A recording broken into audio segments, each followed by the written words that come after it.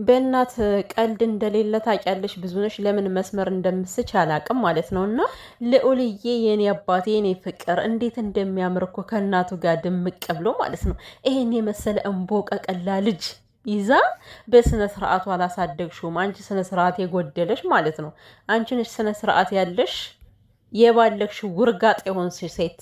ዛሬ አንቺን እኛን በምትመክሪበት ሰዓት እኛንችን እየመከርን ነው። እንግዲህ ጊዜው ተገላብጦ አይደል? ምን ይደረጋል ማለት ነው። እና በጣም ታሳፍሪያለሽ። ብዙ ነሽ። ሰላም ሰላም ቤተሰብ እንዴት ናችሁልኝ? ደህና ናችሁ? ሰላማችሁ ይብዛልኝ። ውድ ቤተሰቦቼ ቪዲዮ ላይክ እያደረጋችሁ ላይክ ስታደርጉ ለች ሮቶ ይደርሳታል ማለት ነው። ከአንድ ሰው ንግግር የብዙ ሰው ንግግር ዋጋ አለውና እንግዲህ ሁሉም ሰው በየፊናው ሀሳብ ይሰጣታል። ምናልባት የሰው ልብ ካላት ጭንቅላት ካላት ይሄን ነገር እየሰማች ወደ ራሷ የምትመለስበት ሰው በዚህን ያክል የሚናገረኝ ምን አድርጌ ነው የሚለውን ከጭንቅላቷ እንድታስገባው ማለት ነው። እና ግን በቅድሚያ እኔ ማውራት የምፈልገው ነገር ምንድን ነው፣ ልዑሌ ከማን ቤት ነው የሚያድገው ማለት ልዑሌ ማደግ ያለበት ከነጋሽዬ ቤት ነው ወይስ ደግሞ ከነሩታ ቤት ነው ብላ የመጣችው እንዴት ነው? አሁን ከማንኛው አያት ለማሳደግ ፈልጋ ነው? እንግዲህ እንደ እውነቱ ስንናገር ልዑልዬ የኔ ሸጋ የኔ ቆንጆ ማለት ነው ከነጋሽዬ ቤት በጭራሽ እንኳን አይደለም ማደግ እግሩ መርገጥ እንደሌለበት ነው እኔ የሚሰማኝ። ከይቅርታ ጋር ምንም ማድረግ አይቻልም። ይሄ ሀቁና እውነታው ስለሆነ ምክንያቱም ከነጋሽዬ ቤት ያደገ ሰው ስነ ስርዓት የሌለው ወጥ የረገጡ ጋጠ ወጥ የሆኑ ባለጌዎች፣ የሰው ክብር የማይገባቸው ክብረ ቢሶች ሆነው ስለሚያድጉ ማለት ነው።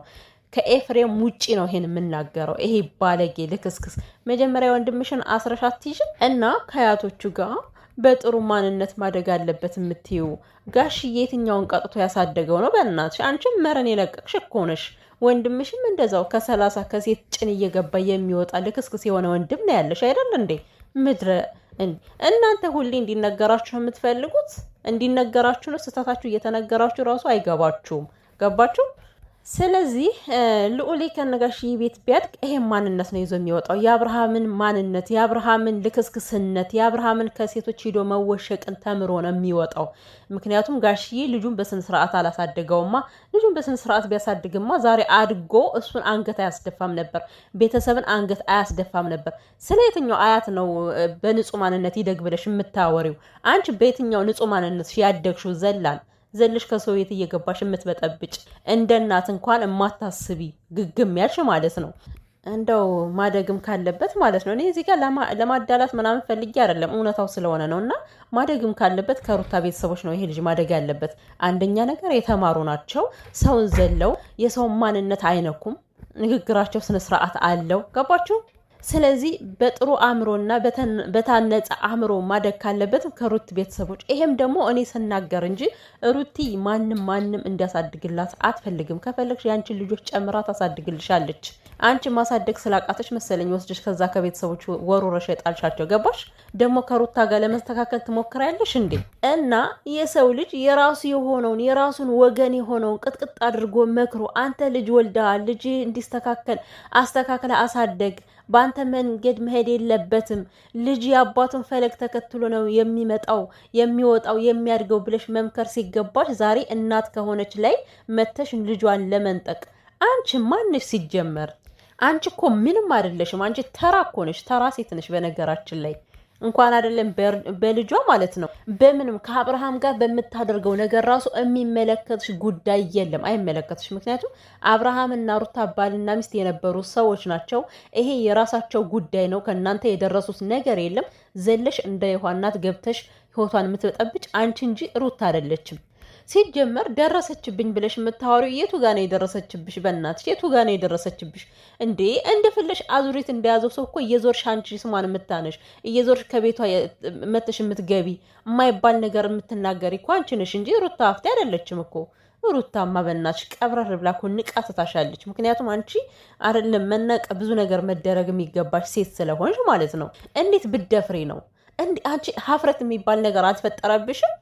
አንተ ዴብስ ብትሆን ማለት ነው። አንተ ዴብሳቱን ደብል ነህ። ደብል እንዴት አባቱ ያስጠላል። እናንተ ረክሳችሁ ቤተሰቦቻችሁ እንዲሰደቡ የምታደርጉ ብልግ ያላችሁ ባለጌዎች። ዴብ ደግሞ አሁን ባለ ትዳር አይደለ? እንደው ፈጣሪ አምላክ ትዳርን አስፈትቶ ሜዳ ለሜዳ ያዙርህ። የእውነቴን ነው የምልህ። ምክንያቱም በጣም ባለጌ ሰው ስለሆንክ አንተ የገዛ ልጅን አቅፈ እያደርክ ጭራሽ ልጅን ከእናት ለመለየት አፍጥጠ ትመጣለህ እንዴ? እንደገና ደግሞ መካሪ ያደርግሃል እኮ መካሪ እንዴ! የልብን እየሰራ መካሪ ነኝ ብለህ ልታስብ ነው? በቢላ እየወጋሃት ከዛ በኋላ ማርንቺ ማለት ምን ማለት ነው አንተ? እና ብዙ ነሽ ተብዬዋ ማለት ነው። ስለ ንጹህ ማንነት ማውራት ከፈለግሽ ሄደሽ የራስሽን የገዛ ወንድምሽን በሰላሳው ሴት ሄዶ የሚሰካውን ወንድምሽን ስለ ንጹህ ማንነት አስተምሪው። የሩታን እናትነት አንቺ ልትፈታተኘውም እንደዚህ ልታያትም አይገባሽም ማለት ነው። አንቺ ሲጀመር ልጆችን በስነ ስርዓት ያላሳደግሽ ነሽ። ልጆች ያደጉት ከቤተሰብ ነው። ገባሽ? ለዚህ ነው የእናትነት ፍቅር የእናትነት ልፋትና ዋጋ የማይገባሽ ማለት ነው። ጡትሽን አጥተሽ ብታሳድጊያቸው ኖሮ ዛሬ ከሩታ ላይ መተሽ ልጅሽን አምጭ ብለሽ አትጠይቂያትም ነበረ። የሚያሳፍር ድርጊት ወራዳ። አንቺ ከዚህ አረብ ሀገር ወለድሻቸው፣ ከዛ በካርጎ ምናምን አሁን አረብ ሀገር ያሉ ልጆቻቸውን በክብር ይሰዳሉ። እንደዚህ አይነቱ አይደለም እኮ በጣም ምርጥ ከአረብ ሀገር ሆኖ ልጆቻቸውን ሰደው የሚያሳድጉ በስነ ስርዓቱ እንደዚህ በተበላሸ ህይወት ሳይሆን ማለት ነው።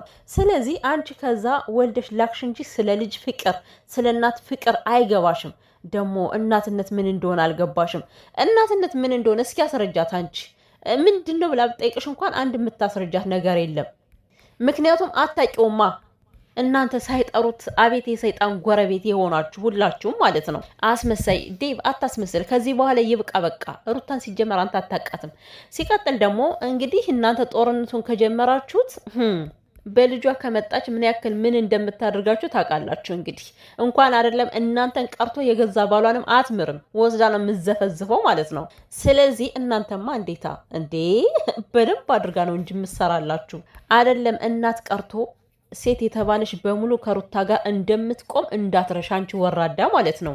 ከዚህ ጋር የመውለድ ያለ መውለድ አይደለም ጉዳዩ፣ እናትነትን ነው ተጋፍተሽ እየመጣሽ ያለሽው። ስለዚህ በራስሽ ጊዜ ለመዋረድ በጣም እየሮጥሽ ነው ያለሽው። ብዙ ነሽ። ተዋርደሽ አርፈሽ እንዳትቀመጭ። እናንተ አላስቀመጣችሁኝም ያልሽው ወንድምሽ ነው በሰላሳው እየሄደ የሚያሸማቅቅሽ እንጂ ሩታ አልደረሰችብሽም። የገዛ ወንድምሽ አንገትሽን እያስደፋሽ አለ የገዛ ወንድምሽ። ስለዚህ አንገትሽን መድፋት ካልፈለግሽ ሂደሽ ወንድምሽን ምከሪ። ቢገባሽና ቢረዳሽ ኑሮ ይሄ ልጅ በፍቅር እንዲያድግ ነበረ ሩታ እንደዚህ እየተከራከረች ያለችው እንጂ ከእናንተ አውሬ የሆነ ቤተሰብ ምን ፈልጋ እንዴ?